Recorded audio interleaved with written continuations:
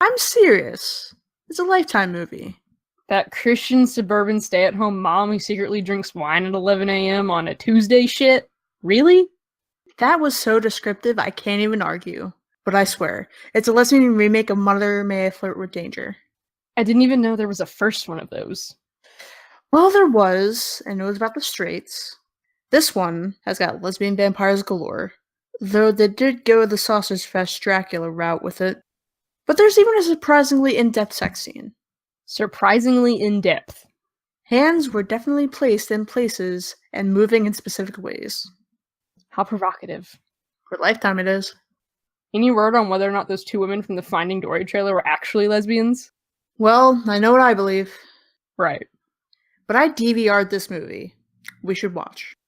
I I swear it's not going to be like Imagine Me and You. I don't know every word to this one. Fine, we can watch it, but I need to finish the stupid FAFSA paperwork first. Shouldn't you have done that like 8 million years ago? Well, the stupid dude at financial aid was like, we don't process undeclared undergrad FAFSAs until August. Gross. Just a great omen for the fall. Once it's out of the way, you'll be fine. Stop catastrophizing school. It's college. We all do it. It just feels like everyone is so much more prepared than me. People already print out their syllabuses. Because they're overachievers. I didn't even totally nail down my housing yet. That's what boxes on the street are for. Abby's already in like 3 clubs. But she never sleeps.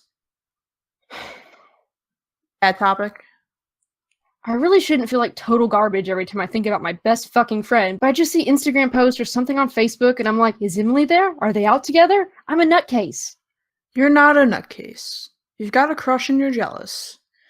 Everyone does this at least once in their life.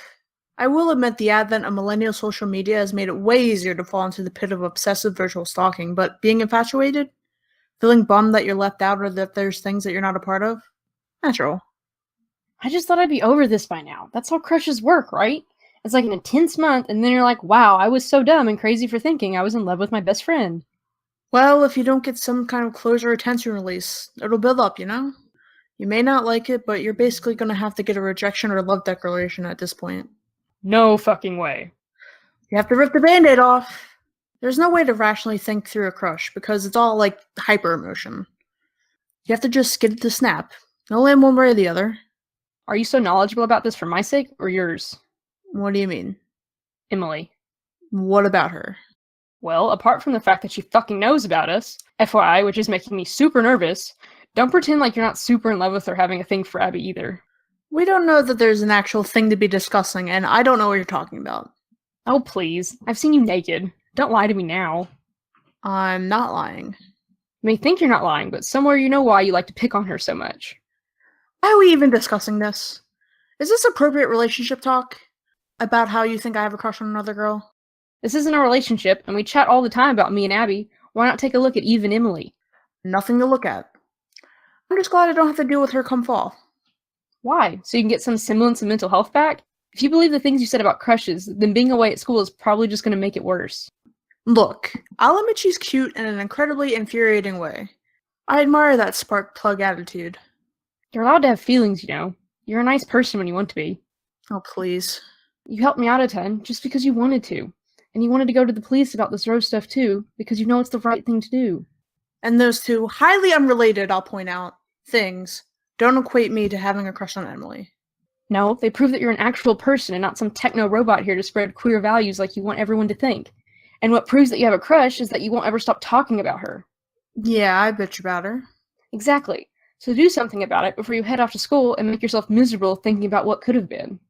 And what about you and Abby? You're going to different schools. How do you think you're going to feel when she puts up selfies at parties and crap? Deflecting onto me isn't going to help anyone. I just don't want to talk about this. Let's talk about how fucked up it is we still haven't gone to the police with this stuff. I mean, we identified the last person to see Rose alive. I know. Abby keeps saying we have to have some kind of democratic meeting about when and how to do it. Withholding information about a case from the police because there might be a story? She's going to be a great journalist.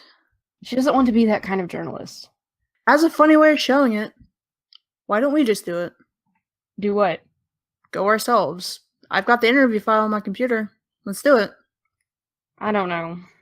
You screamed about wanting to go to the police like a week ago. We should at least tell them.